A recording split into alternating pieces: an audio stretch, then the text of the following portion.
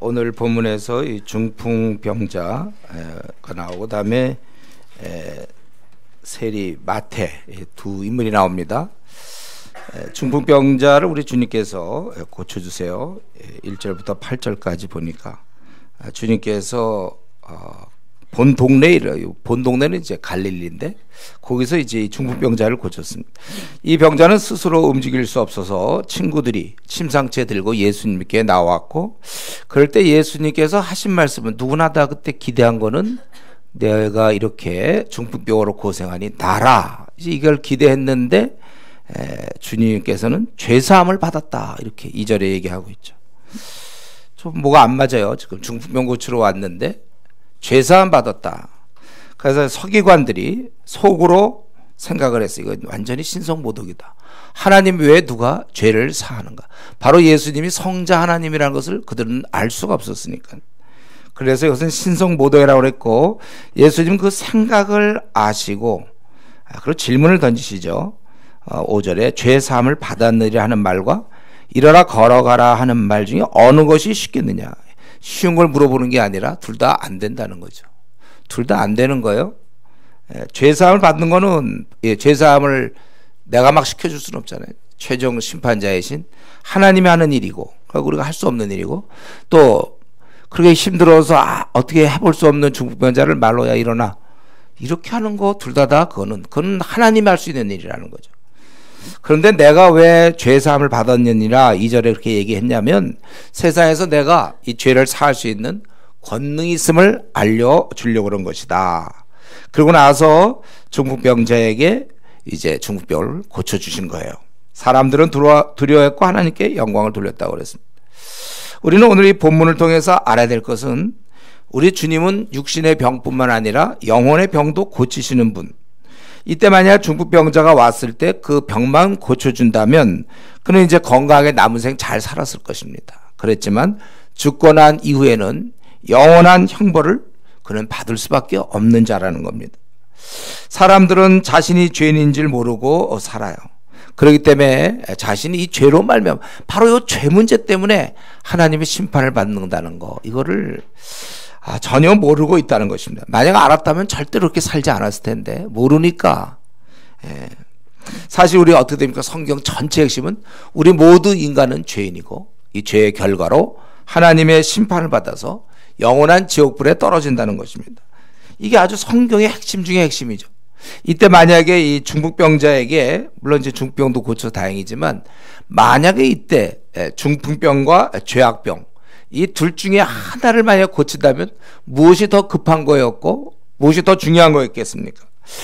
그에게 만약에 하나만 선택하라고 그랬다면 그는 당연히 죄악병을 고쳐달라고 그랬을 거예요. 왜냐하면 영원히 이 땅에서만 좀 편했지 영원히 멸망당하니까.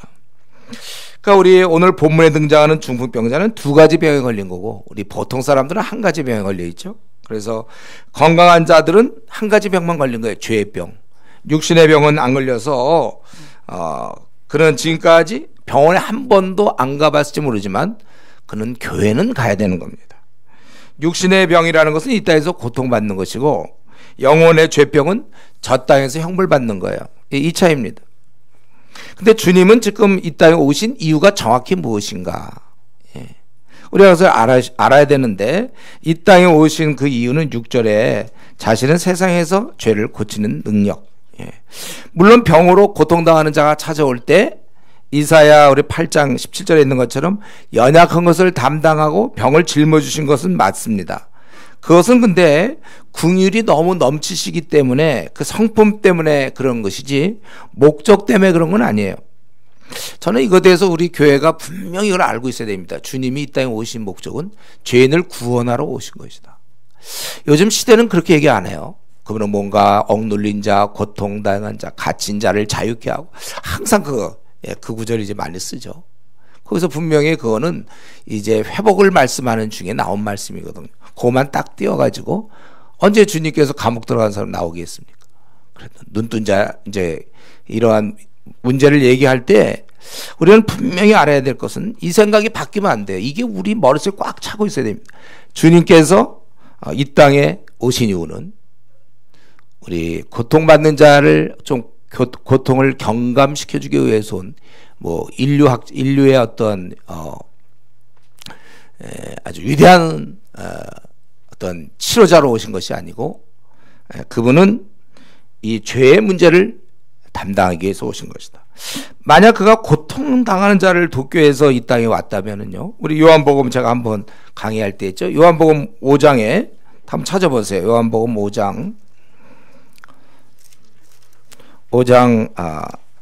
2절부터 보면, 요한복음 5장 2절에 보면 예루살렘에 있는 양문교 히브리 말로 베데스다라 하는 곳이 있는데 거기 행각 5이 있고 그 안에 많은 병자, 맹인, 다리 저는 사람, 혈기 마른 사람들이 누워서 이제 얘들은 물이 동하면은 천사가 와서 해주면 난다 이런 걸 믿음을 갖고 있었어요.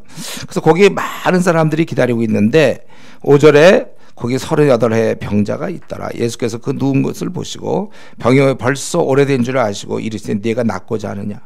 병자는 굉장히 원망을 갖고 있는, 속으로 분을 갖고 있어요.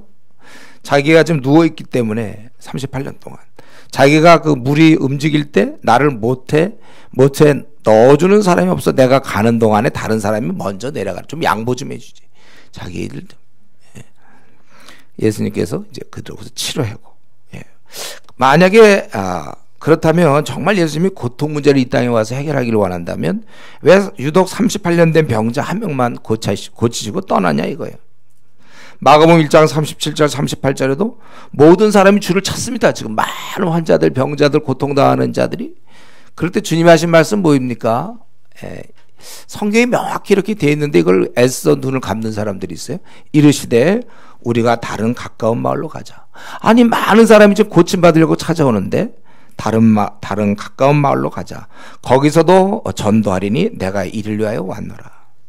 이런 가르침 별로 인기는 없습니다. 우리 요즘 시대에는. 뭔가 주님은 항상 저 휴머니스트 같이 참 뭔가 이렇게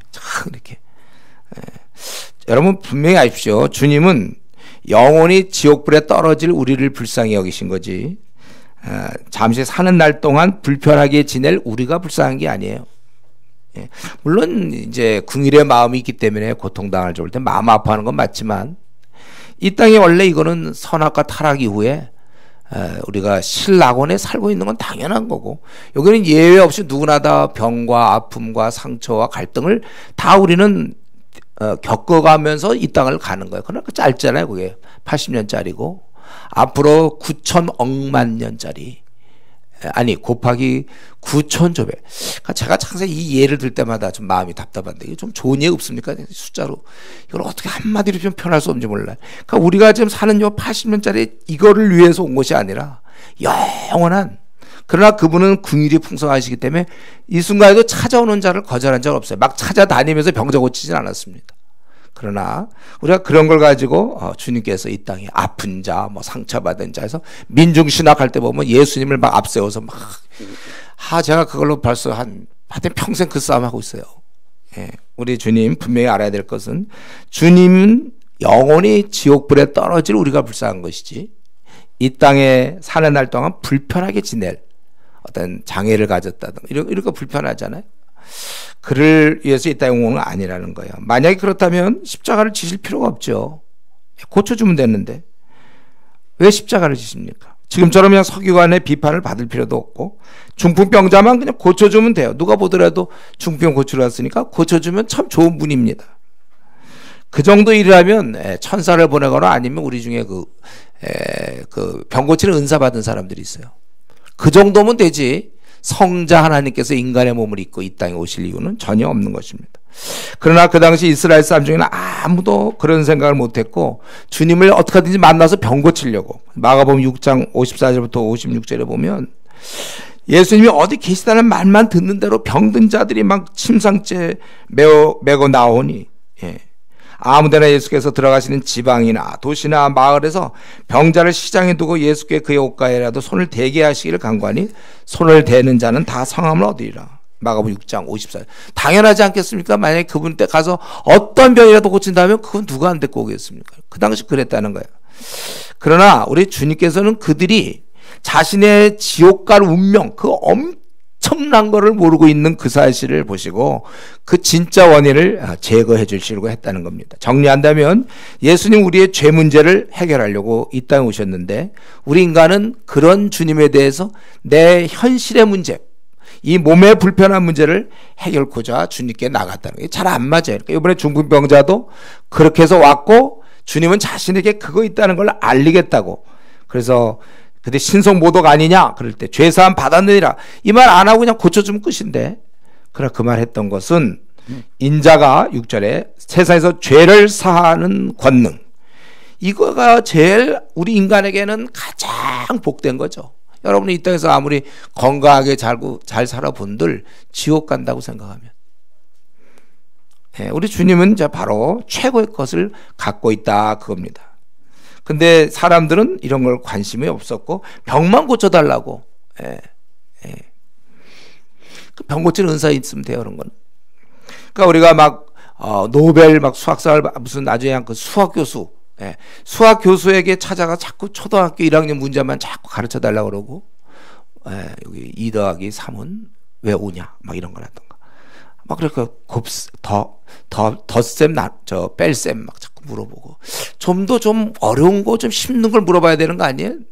내가 알고 있는 제일 어려운 건 이제 미적분인데, 뭐 하여튼 그걸 물어보면 더 뭐가 더 이제 어려운 건지 난 몰라.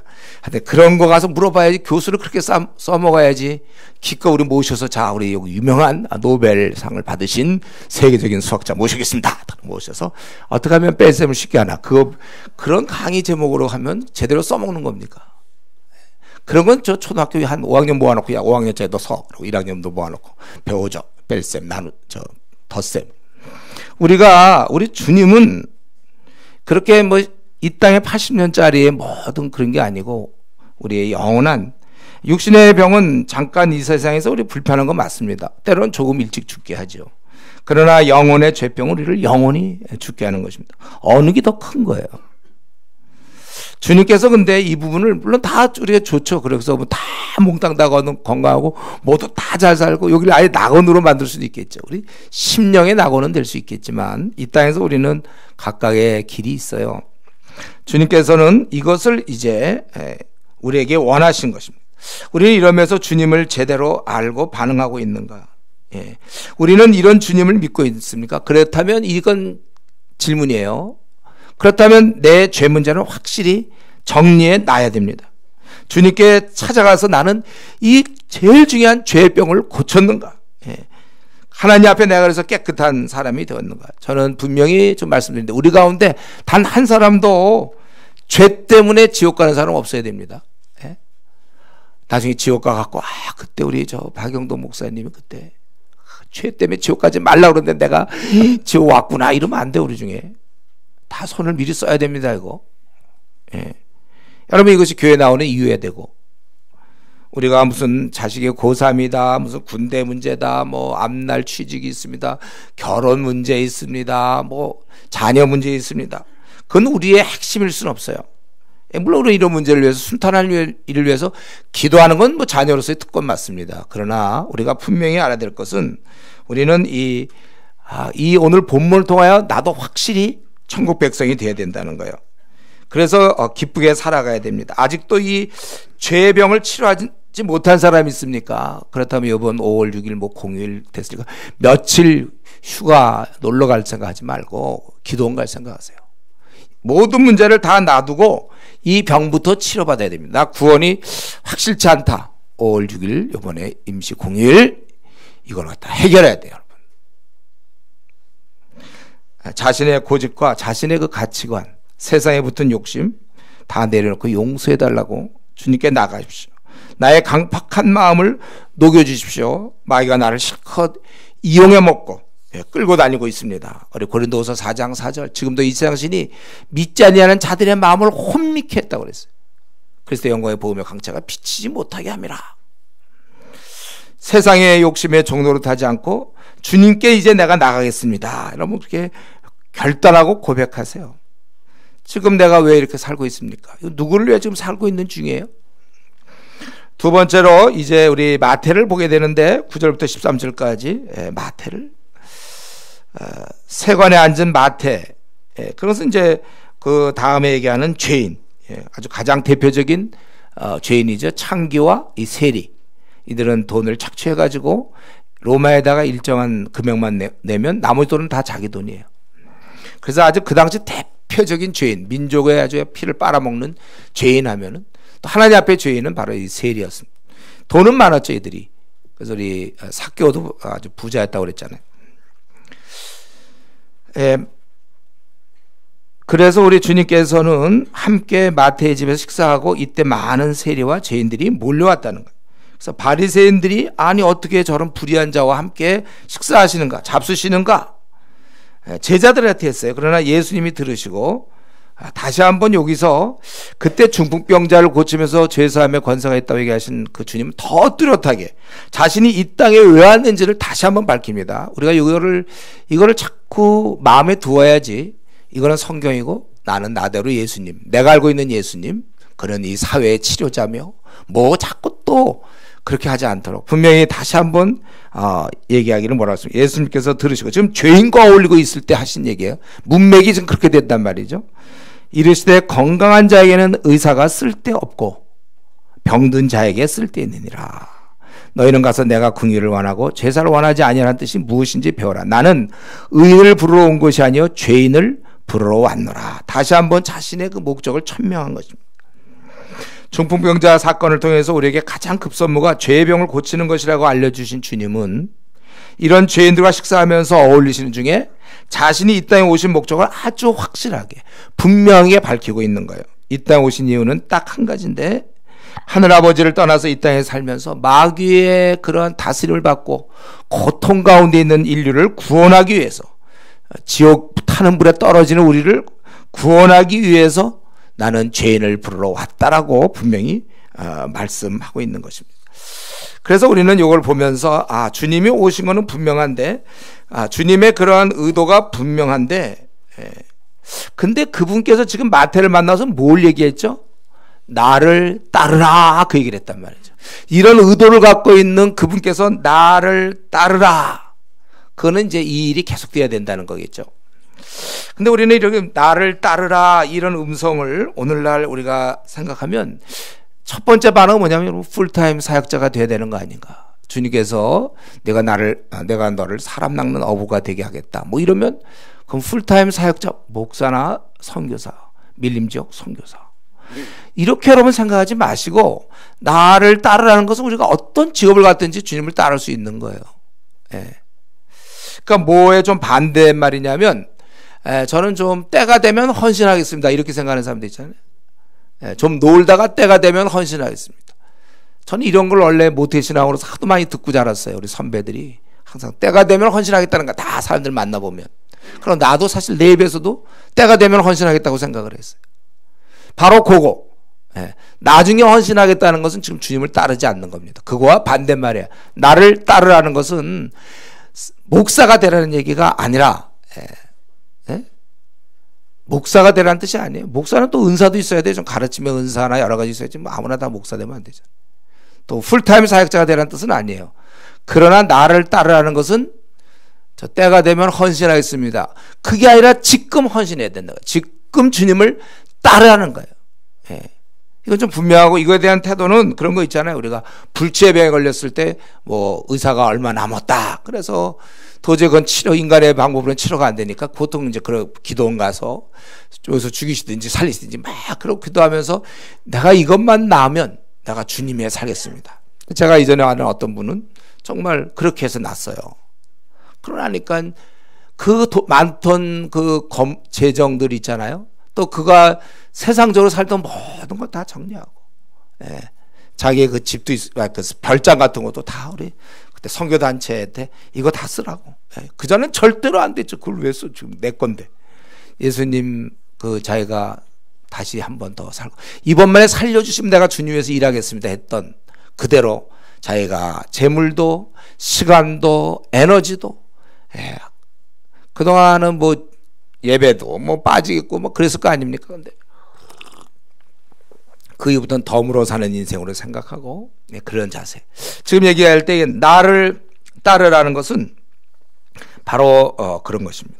그래서 한번 이 이 아침에 한번 생각해 보세요. 나는 지금 주님을 따르는 자인가 아닌가? 나는. 예. 그리고 만약에 주님이 나를 쓰시겠다 할 때 여러분의 반응은 뭐예요? 이런 얘기 들을 때 반응은 뭐 두 가지겠죠. 굉장히 부담스러워하는 사람이 있겠고 감사하는 사람이 있을 거예요. 예. 회사에서는 뭐 초고속 승진이나 내가 지금 예를 들면 뭐 과장인데 막 부장으로 승진이다.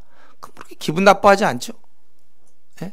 내가 육사를 나왔는데 또 별을 달아봐야 되는데 대령이었는데 이제 장군으로 진급하라 막 그러면 굉장히 막 우울하고 말이지. 막 부담스럽다. 장군 되면 일이 많은데 막 그런 생각 안 할 걸요. 감사하게 생각할 거예요. 더 아주 그냥 자기의 몫을 바쳐 국가에 충성하겠다 뭐 이런 생각할 텐데 우리 주님을 우리가 섬길 때 주님이 나를 따르라. 예. 내가 이제는 이런 면에서 주님께서 나를 쓰시겠다는 거거든요. 그럴 때 나는 좀 어떻게 현재 반응하고 있는지 주님이 나를 쓰겠다 그러면 지금 여러분은 어떤 생각을 갖고 있습니까? 요즘 보면은 뭐 우리 교회도 있지만 의대, 의사 보통 보면 이제 요즘 인기가 그 의대가 좋대요. 그렇죠? 그래서 특별히 부모님들이 이제 어떻게 하든지 애를 좀 공부 좀 잘할 것 같고 그러면 그냥 의대 가라 막 이러는 거예요. 왜 그렇습니까? 의대 가면은 한 10년 정도는 고생해야 돼요. 그렇죠? 보니까 제가 이전에 그때 이제 대학원 시절이었는데 그때 우리 학생 지금은 굉장히 유명한 사람이 됐어요. 막 청와대랑 뭐 청와대에서 대통령 모두 되고 그러던데 그때 보니까 캠퍼스에서 막 자기 심각한 표정 짓고 왔다 갔다 하고 막 그러던 형제 본과 1학년이었습니다. 밤낮 시험 보고 1학년. 근데 2학년은 더 심하거든요. 근데 1학년 때 막 힘들다고 막 이러고 그러다가 인턴 돼보세요. 잠도 못 자고 그냥. 근데 왜 그렇습니까? 근데 나중에 이제 전문의가 되면 그래도 보람도 있고 좀 안정도 되고 이제 이런 다음이 있잖아요. 한 10년 정도 고생하면 한 40년에서 50년은 그래도 사회적으로도 좀 괜찮고 뭐 재정적으로 괜찮고. 물론 지금 우리 의대 다니는 사람이 다 이걸 노린다는 건 아니에요. 예를 들면 이제 그렇다 이거죠. 세상적으로 볼 때 이제 좋잖아요. 그런 면이. 그러니까 사람들이 기껏 힘들어도 한 10년만 견디자. 그러면 다음이 있으니까. 요즘은 이제 로스쿨 때문에 그랬지만 옛날에 사시가 그랬잖아요. 사시. 그냥 힘들고 붓기가 얼마나 어렵습니까? 그래도 요것만 되면 그래도 다음 단계가 있구나. 이런 이제 다음이 있다는 거예요. 근데 우리 보고 주님이 나를 따르라는 건 뭐예요? 한 10년에서 50년 이게 아니에요. 네 그럼 얼마 남았냐? 60년? 혹은 40년? 다 쏟으라 이거예요. 그러면 보상은 언제? 그 나라에서 보상하겠다는 거거든요. 그러니까 이 머리가 도는 사람들은 안 하는 거예요, 이거를요. 근데 진짜 머리가 도는 사람은 하는 거지, 사실은. 지금 무슨 얘기 하는지 알겠습니까? 뭐가 머리가 돌고 진짜 머리가 돌고. 예. 대부분 이 부르심에 대해서 별로 감사하지 않아. 당장 이 눈에 잘 안 보이니까. 60년을 썩어야 되니까. 예. 어쩌면 대안 없이 가난하게 또 명예도 없이 그렇게 살지 몰라요. 그걸 근데 감사함으로 받아들인다는 거는 굉장한 신앙이죠. 그러니까 대부분 사람들이 사실은 이걸 좀 많이 피하는 겁니다. 그래서 저는 오늘 사실 지금 오늘 본문이 굉장히 짧죠. 예, 제가 원래 더 해야 되는데 이게 너무 중요해서 좀 제가 좀 짧게 한 거예요. 이거 얘기할 게 많아서. 저는 오늘 어떤 입장이냐면 우리 모두는 이 중풍병자는 지금 어떻게 됐어요? 천국 시민이 된 거잖아요. 하나님의 아들이 된 거고 이 마태의 경우는 하나님의 일꾼이 된 거예요. 저 한국 교회를 보면 하나님의 자녀는 많아요.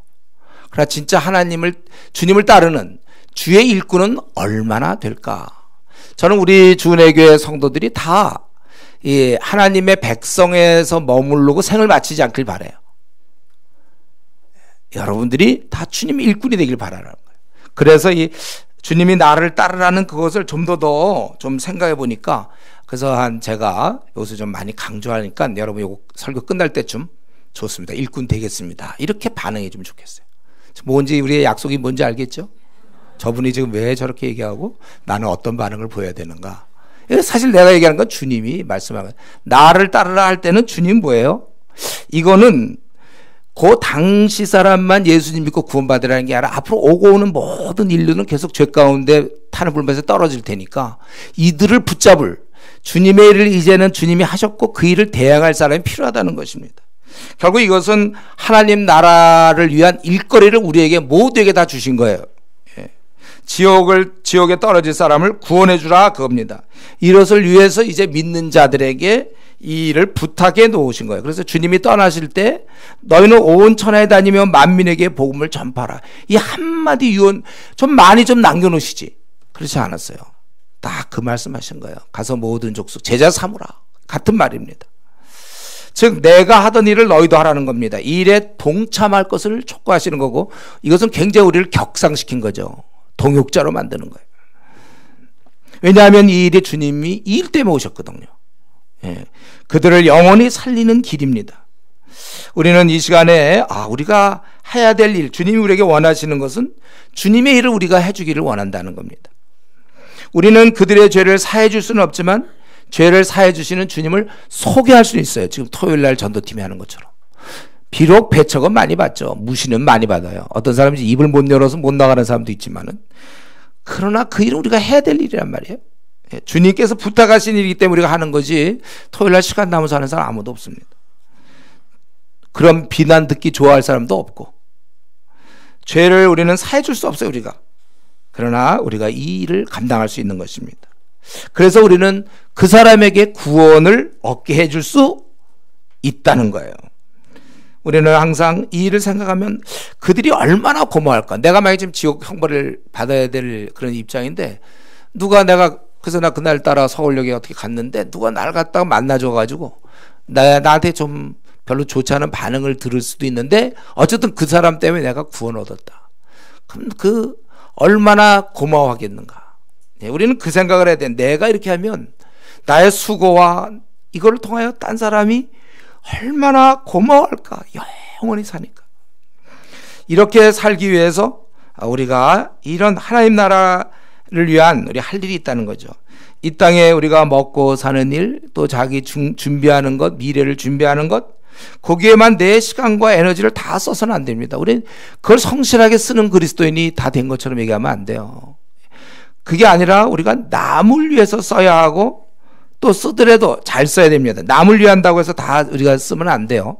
그의 영혼을 살릴 수 있는데도 불구하고 기껏 그의 불편한 점을 도와주는 일, 그건 잘못 쓰고 있는 겁니다.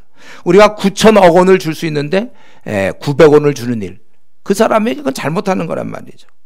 우리가 이런 의미에서 나에게 갖고 있는 이 귀한 보배, 이걸 줘야지 그 사람이 어렵다고 돈을 좀 도와주고, 안 하는 거 물론 귀한 거 알아요. 또 뭐 봉사하고, 또 주위 사람에게 친절한 이웃이 되어주는 것, 수재의연금 뭐 이런 거 돈을 좀 많이 내는 것, 또 양로원에 가서 나이 드신 분 뭐 머리 깎이고 이발하고 뭐 목욕시켜주고 뭐 그들 이불 같은 거 누군가 물론 해야 될 귀한 일인 거 알아요. 또 고아원에 가서 어린애들에게 뭐 가르쳐주고 무슨 야학을 하고 바쁜 이웃에 뭐 아기를 돌봐준다든가 사회 봉사라든가 또 사회 개혁 아니면 뭐 헤비타트 운동, 집 지어주기 운동 뭐 이런 뭐 밑도 끝도 없는 수많은 일이 있습니다. 아픈 자, 갈등 있는 자 도와주는 거 맞아요. 그러나 그들은 궁극적으로 지옥 간다는 그 엄연한 사실 앞에서 만약 내가 불신자라면 나에게 그리스도인이 궁극적으로 나에게 뭘 해주길 제일 원할까요? 예. 뭐 이런 거 다 돈 머리 좀 이렇게 깎아줘. 날 장발 안 만들고 아주 머리를 동그랗게 잘 깎아줘서 모양 있게 만들어주면 참 고맙겠어. 내가 양로원에 있지만. 예? 근데 그 사람 한 달에 한 번씩 와서 내 머리를 잘 깎아줘요. 그래서 내가 우리 양로원에서 제일 머리가 멋있어요.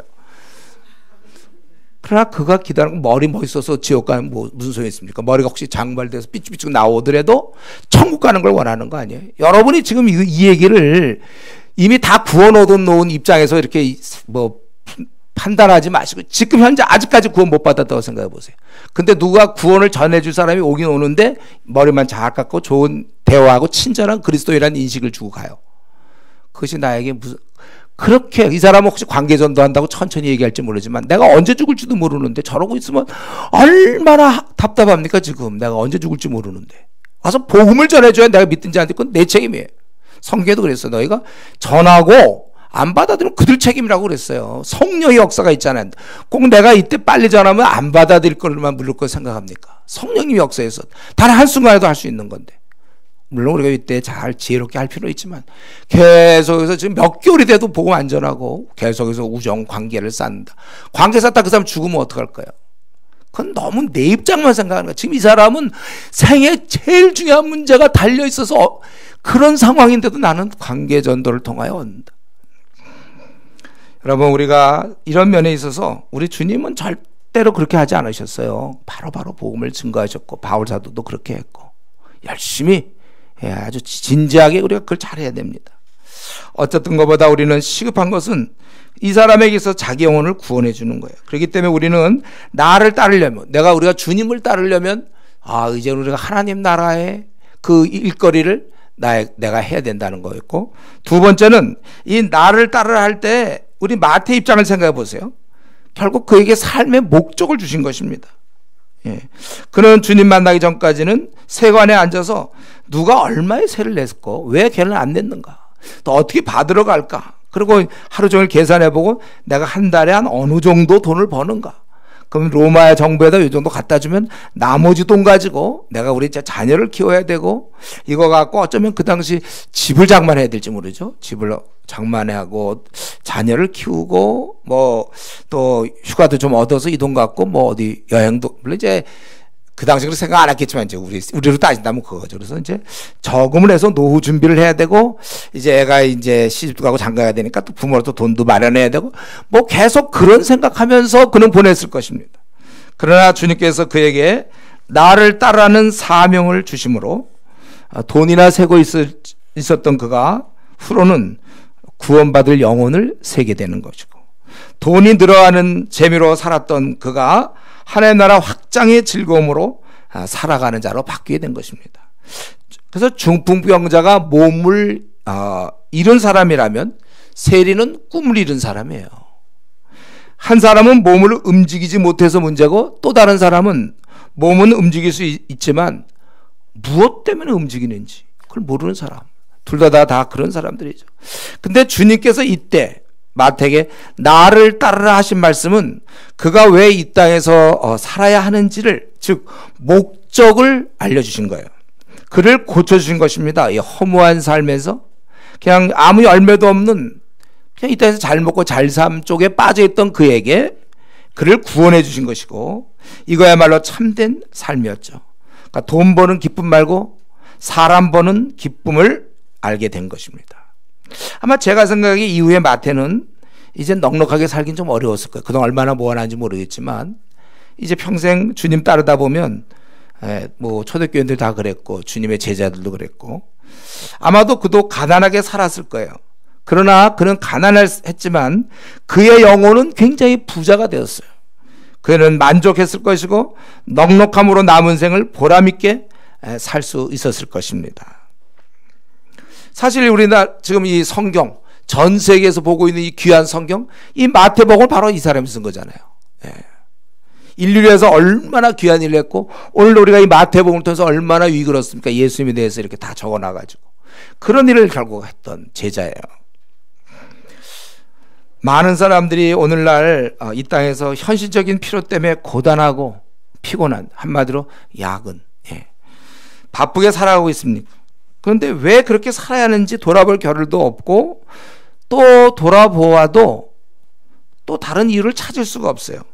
그러나 저와 여러분은 다릅니다. 우리 주님께서 이미 모든 민족을 구원하는 명령을 내리셨어요.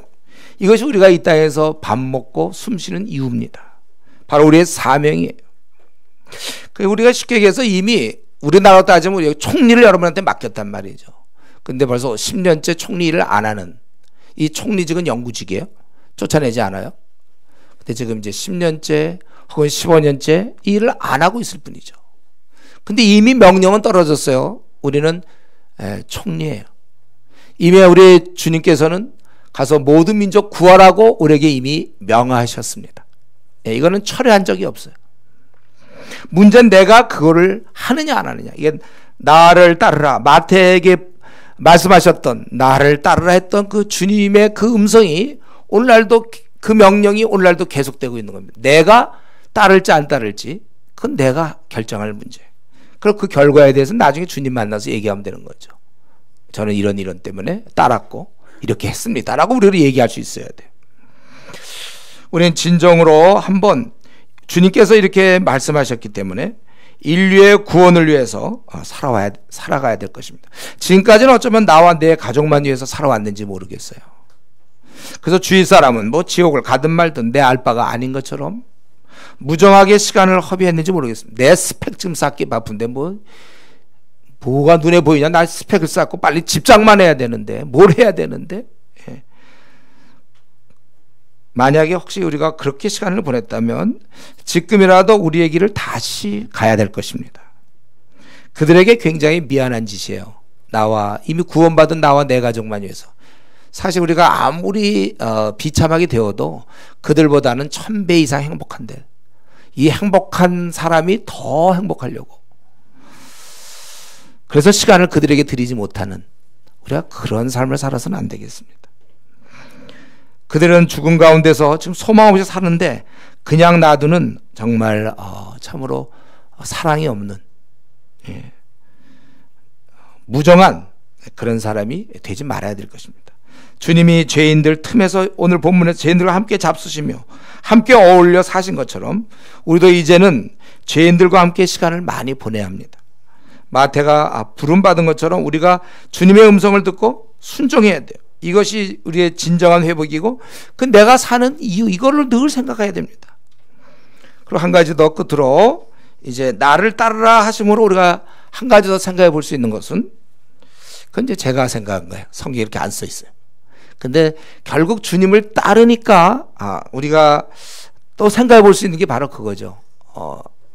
삶이 굉장히 흥미진진하고 재밌고 의미 있다는 거예요. 그건 이제 제 경험상 그래요. 제가 대학교 2학년 때 주님께 돌아온 이후로 제 삶은 참 흥미진진했고 재밌었어요. 의미가 있었고, 시간 가는 줄 모르고, 다시 태어나도 이렇게 살 것이고. 우리에게 이 나를 따르라는 것은 어떻게 보면 흥미진진하게 아주 그냥 하여튼 좋게 살아라, 그거예요. 뭐라고 표현이 잘 안 되는데.